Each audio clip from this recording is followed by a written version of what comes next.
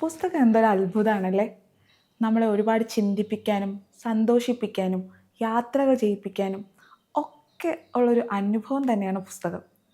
അപ്പോൾ ഈ പുസ്തകം വായന എന്ന് പറയുന്ന കാര്യം ഞാൻ എൻ്റെ കുഞ്ഞു പ്രായം തൊട്ട് പുസ്തകം വായിക്കാറുണ്ട്. അത് ബാലരമകൾ വായിച്ചാണ് ആദ്യം തുടങ്ങിയത്. ഈ ബാലരമകൾ വായിക്കുമ്പോൾ ഒരു പ്രത്യേകത എന്താണെന്ന് വെച്ചാൽ ഈ ബാലരമയിലെ കഥകളും കഥാപാത്രങ്ങളും ഒക്കെ നമുക്ക് വളരെ ലളിതമായിട്ട് മനസ്സിലാവും. അതെന്താണെന്ന് വെച്ചാൽ അതുകൊണ്ട് തന്നെയാണ് നമ്മൾ മായാവിയെ കാണുമ്പോൾ നമുക്ക് മായാവിയെ പോലൊരു കൂട്ടുകാരൻ വേണമെന്നും കുട്ടൂസിനെയും ലുട്ടാപ്പീനെയൊക്കെ കാണുമ്പോൾ നമുക്ക് പേടി വരുന്നതും ഒക്കെ അതുകൊണ്ടാണ്. അപ്പോൾ അതുപോലെ വളരെ ലാളിത്യത്തോടെ എൻ്റെ മനസ്സിൽ ഞാൻ പുസ്തകം വായിക്കാൻ തുടങ്ങിയ സമയം തൊട്ട് വേണമെങ്കിൽ ഇദ്ദേഹത്തിൻ്റെ പുസ്തകം വായിച്ചത് കൊണ്ടാണ് ഞാൻ വായന ഏറ്റവും മനോഹരമായിട്ട് ആസ്വദിക്കാൻ തുടങ്ങിയതെന്നൊക്കെ വേണമെങ്കിൽ പറയാം. ഇദ്ദേഹത്തിനെക്കുറിച്ച് എനിക്ക് കൂടുതൽ ഇൻട്രോ ഒന്നും തരേണ്ട ആവശ്യമില്ല. ഇദ്ദേഹം ഒരു സുൽത്താനാണ്. കഥകളുടെയും എഴുത്തിൻ്റെയും ഒക്കെ ഒരു സുൽത്താൻ, ശ്രീ വൈക്കം മുഹമ്മദ് ബഷീർ. എന്തുകൊണ്ടാണ് വൈക്കം മുഹമ്മദ് ബഷീറിൻ്റെ കൃതികളോട് ഇത്ര ഇഷ്ടം എന്ന് ചോദിച്ചാൽ അദ്ദേഹത്തിൻ്റെ ഭാഷയിലുള്ള ലാളിത്യമാണ് അതിനുള്ള കാരണം. പെട്ടെന്ന് മനസ്സിലാകുന്ന ഒരു സാധാരണ വായനക്കാരന് വരെ വായിച്ചു തുടങ്ങാവുന്ന വളരെ നല്ല കൃതികളാണ് അദ്ദേഹത്തിൻ്റെ പ്രത്യേകത. ഞാൻ വായിച്ചു തുടങ്ങുന്നത് അദ്ദേഹത്തിൻ്റെ പാത്തുമ്മയുടെ ആട് എന്ന് പറയുന്ന ഒരു കൃതിയാണ്. അതൊരു നോവലാണ്. അത് ഞാൻ എൻ്റെ മലയാള സെക്കൻഡ് പുസ്തകത്തിലാണ് പഠിച്ചു തുടങ്ങുന്നത്. പഠിക്കാനുള്ളൊരു പാഠഭാഗമായിട്ടാണ് തുടങ്ങുന്നത്. ഇത് വായിച്ച് അല്ലെങ്കിൽ ഇത് പഠിച്ചതിന് ശേഷം അദ്ദേഹത്തിൻ്റെ പുസ്തകങ്ങളെല്ലാം സ്കൂൾ ലൈബ്രറിയിൽ പോയി തേടി കണ്ടുപിടിച്ചിരുന്ന് വായിക്കാൻ തുടങ്ങി. അപ്പോൾ എനിക്ക് മനസ്സിലായി, ഓ, ഇത്ര സിമ്പിളായിട്ട് എഴുതാൻ പറ്റുമല്ലേ പുസ്തകം. അത്രയും അത്രയും ലാളിത്യപരമായിട്ടാണ്, അല്ലെങ്കിൽ അത്രയും എളുപ്പത്തിലാണ് പുസ്തകങ്ങൾ എഴുതി പോയിരിക്കുന്നത്. അത്രയും വളരെ വളരെ കടുകട്ടിയായിട്ടുള്ള വാക്കുകളോ അങ്ങനെ ഒന്നും തന്നെ അദ്ദേഹത്തിൻ്റെ പുസ്തകത്തിൽ നമുക്ക് കാണാൻ പറ്റില്ല. ഇമ്മിണി ബല്യൊന്ന്, കള്ള ബെടുക്കൂസ്, അങ്ങനെ കുറച്ച് പുതിയ വാക്കുകൾ ഞാൻ ഇദ്ദേഹത്തിൻ്റെ പുസ്തകത്തിൽ കൂടെ പരിചയപ്പെടുകയുണ്ടായി. അപ്പോൾ അതൊക്കെ തന്നെയാണ് നമ്മളെ വൈക്കം മുഹമ്മദ് ബഷീറിലേക്ക് പിടിച്ചെടുത്തുന്ന പ്രധാനപ്പെട്ട 2-3 കാരണങ്ങളായിട്ട് എനിക്ക് തോന്നിയിട്ടുള്ളത്. പിന്നീട് അദ്ദേഹത്തിൻ്റെ പുസ്തകങ്ങളിലേക്ക് കടന്നു വരുമ്പോൾ ഞാൻ പറഞ്ഞല്ലോ, ഞാൻ പഠിച്ച പുസ്തകം പാത്തുമ്മയുടെ ആടാണ്. അപ്പോൾ എനിക്ക് പാത്തുമ്മയുടെ ആട് വായിച്ചതിന് ശേഷമാണ് അദ്ദേഹത്തിനോട് ഭയങ്കരമായിട്ടുള്ളൊരു ഇഷ്ടം, ആരാധന ഒക്കെ തോന്നി തുടങ്ങിയത്. സാധാരണക്കാർക്ക് മനസ്സിലാവുന്ന ഒരു ഭാഷാ ശൈലി, നമ്മുടെ നാട്ടിൻ പുറത്ത് നടക്കുന്ന ഒരു കഥയാണ്, അത് നമുക്കിടയിൽ നടക്കുന്ന ഒരു കഥയാണെന്നുള്ള തോന്നൽ, അതാണ് ബഷീർ സാഹിത്യത്തിൻ്റെ ഏറ്റവും വലിയ പ്രത്യേകത. 1959 പാത്തുമ്മയുടെ ആട് പ്രസിദ്ധീകരിക്കുന്നത്. 1954 ആണ് ബഷീർ പാത്തുമ്മയുടെ ആട് എഴുതി തുടങ്ങുന്നത്. അതിനൊരു സമാധാനമായ അന്തരീക്ഷത്തിന് വേണ്ടിയിട്ട്, ഒരു കഥ എഴുതുക എന്നുള്ളൊരു തീരുമാനത്തോടെ സമാധാനമായ ഒരു അന്തരീക്ഷത്തിന് വേണ്ടിയിട്ടാണ് സ്വന്തം വീട് അതിനു വേണ്ടി തിരഞ്ഞെടുക്കുന്നത്. അപ്പോൾ അവിടേക്ക് ചെല്ലുന്ന ബഷീറിന് അവിടെ കിട്ടുന്ന ഒരു അവിടുത്തെ നമ്മുടെ വീടിനെ കുറിച്ച് തന്നെ എഴുതുക എന്നുള്ളൊരു ചിന്ത. അവിടെയുള്ളത് ബഷീറിൻ്റെ ഉമ്മ, സഹോദരങ്ങളുടെ ഭാര്യമാർ, അവരുടെ കുട്ടികൾ, എല്ലാവരുടെയും പശ്ചാത്തലത്തിൽ നടക്കുന്ന ഒരു കഥയാണ് പാത്തുമ്മയുടെ ആട്.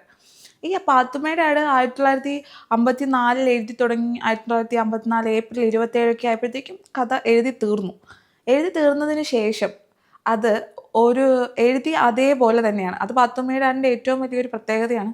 എഴുതിയിട്ട് അത് ആ എഴുത്തിൻ്റെ അതേ ശൈലിയിലാണ് അത് പ്രസിദ്ധീകരിക്കുന്നത്. കാരണം അത് പിന്നീടൊന്ന് ഒന്ന് മറിച്ച് നോക്കുകയോ അത് വീണ്ടും ഒന്ന് പുതുമോടി പിടിപ്പിക്കുകയോ ഒന്നും ചെയ്തിട്ടില്ല. അദ്ദേഹം എങ്ങനെ എഴുതിയോ അങ്ങനെ തന്നെയാണ് ആ കൃതി പ്രസിദ്ധീകരിച്ചിട്ടുള്ളത്. അതുപോലെ തന്നെ അന്ന് അതിൽ വിഷയമായി വന്നത് ആ വീടിനെ ചുറ്റിപ്പറ്റിയുള്ള ദാരിദ്ര്യമാണ്. ആ വീട്ടിൽ, ഇപ്പോൾ ബഷീറിൻ്റെ വീട്ടിൽ നടക്കുന്ന ദാരിദ്ര്യം, അതിനെ അതേപോലെ തന്നെയാണ് പാത്തുമ്മയുടെ ആടിലേക്ക് അദ്ദേഹം എഴുതുന്നത്. പക്ഷെ അത് നമ്മൾ വായിക്കുമ്പോൾ നമുക്ക് ഭയങ്കര ചിരിയാണ് അത് കേൾക്കുമ്പോൾ തോന്നുക.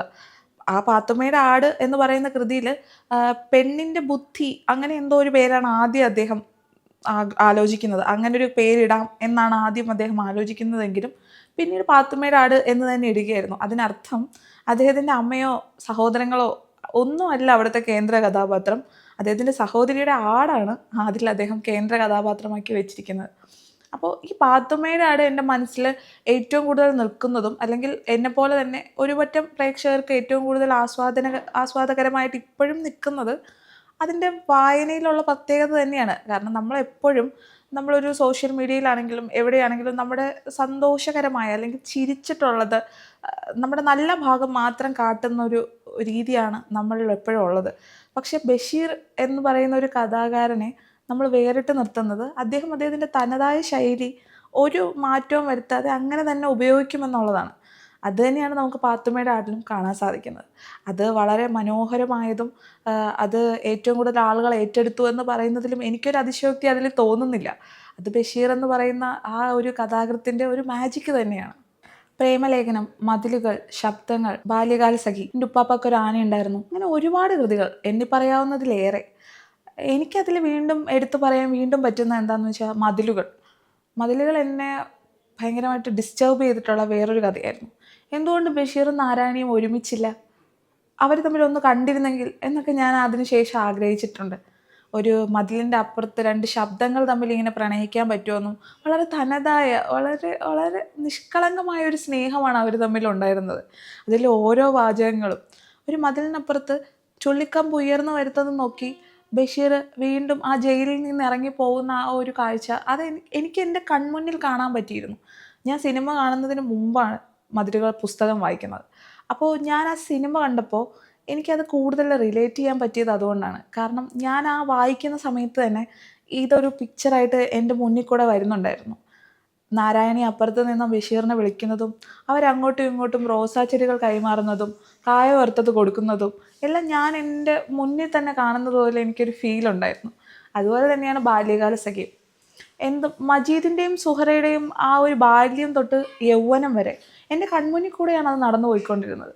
അവരുടെ ബാല്യത്തിലെ പിണക്കങ്ങൾ, അവരുടെ ബാല്യത്തിൽ ആദ്യം ഉണ്ടായിരുന്ന കുറച്ച് വിഷമങ്ങൾ, അവർ ബാല്യത്തിന് ശേഷം കൗമാരത്തിലേക്ക് വരുമ്പോൾ അവരുടെ പ്രണയം, അതിനുശേഷം അവർക്ക് വേർപിരിയേണ്ടി വരുന്ന ഒരവസ്ഥ, ഒരുപാട് വേദനിപ്പിച്ച ഒരു കഥയായിരുന്നു ബാല്യകാലസഖി എന്നെ സംബന്ധിച്ചിടത്തോളം. അങ്ങനെ നോക്കുമ്പോൾ എണ്ണം എടുത്ത് പറയാനാവാത്ത അത്രയും കഥകൾ എനിക്ക് സമ്മാനിച്ച ബഷീറിനെ കുറിച്ചല്ലാണ്ട് ഞാൻ ആരെക്കുറിച്ചാണ് പറഞ്ഞു തുടങ്ങുക. കഥകളിൽ പ്രണയത്തിൻ്റെ രാജകുമാരൻ ബഷീർ തന്നെയാണ്. കാരണം അദ്ദേഹത്തോളം പ്രണയത്തെ റിയലിസ്റ്റിക്കായിട്ട് വരച്ചു കാട്ടിയ ഒരു എഴുത്തുകാരൻ വേറെ ഉണ്ടോ എന്ന് ചോദിച്ചാൽ എനിക്ക് സംശയമാണ്. കഥകളിൽ പ്രണയത്തിൻ്റെ രാജകുമാരൻ എന്നും ബഷീർ തന്നെയാണ്. കാരണം പ്രണയത്തെ ഇത്രത്തോളം റിയലിസ്റ്റിക്കായിട്ട് വരച്ചു കാട്ടിയ വേറൊരു എഴുത്തുകാരനുണ്ടോ എന്ന് ചോദിച്ചാൽ എനിക്ക് സംശയമാണ്. അദ്ദേഹം ഇല്ലായിരുന്നെങ്കിൽ എൻ്റെ വായനകൾ എന്നും വിരസമായിരുന്നേനെ. ബഷീർ ഇല്ലായിരുന്നെങ്കിൽ എൻ്റെ സാഹിത്യ ലോകത്തിനോടുള്ള അടുപ്പം നന്നേ കുറഞ്ഞേനെ. എൻ്റെ മനസ്സിലെന്നും ചാരുകസേരയിൽ ഗ്രാമഫോണിൽ സൈഗാളിൻ്റെ സോജാ രാജകുമാരി കേട്ട് ഒരു കൈയിൽ സുലൈമാനിയും ഒരു കൈയിൽ ബീഡിയും വലിച്ചിരിക്കുന്ന മാംഗോസ്റ്റീൻ മരത്തിൻ്റെ ചുവട്ടിലിരിക്കുന്ന ബഷീറിൻ്റെ മുഖമാണ് എപ്പോഴും ഉള്ളത്. അതുപോലെ തന്നെയാണ് അദ്ദേഹത്തിൻ്റെ എഴുത്തുകൾക്കും ഒട്ടും നിറം മങ്ങാതെ വീണ്ടും പുതുമയുടെ മണമേകിക്കൊണ്ട് എൻ്റെ ഉള്ളിൽ തന്നെ നിലനിൽക്കുന്നു. അത് നിങ്ങളുടെ ഉള്ളിലും ഉണ്ടാവുമെന്ന് എനിക്കും ചെറുതായിട്ട് തോന്നുന്നുണ്ട്. അപ്പോൾ നമുക്ക് ഒരു വാക്ക് പറഞ്ഞുകൊണ്ട് ഇന്നത്തെ എപ്പിസോഡ് നിർത്താമെന്ന് ഞാൻ വിചാരിക്കുന്നു. ബഷീർ, താങ്കളുടെ അടയാളം ഈ ഭൂഗോളത്തിൽ എങ്ങും ഉണ്ട്. അങ്ങയുടെ പുസ്തകത്തിലും അങ്ങയുടെ കയ്യൊപ്പ് എന്നും പതിഞ്ഞിരിക്കുന്നുണ്ട്. അതുകൊണ്ട് തന്നെ അങ്ങേക്ക് മരണമില്ല. അടുത്ത എപ്പിസോഡിൽ പുതിയൊരു പുസ്തകമായിട്ട് നമുക്ക് വീണ്ടും കണ്ടുമുട്ടാം. പുതിയൊരു എഴുത്തുകാരനെ പരിചയപ്പെടാം. നിങ്ങളോടൊപ്പം ശ്രുതിപ്രഭ.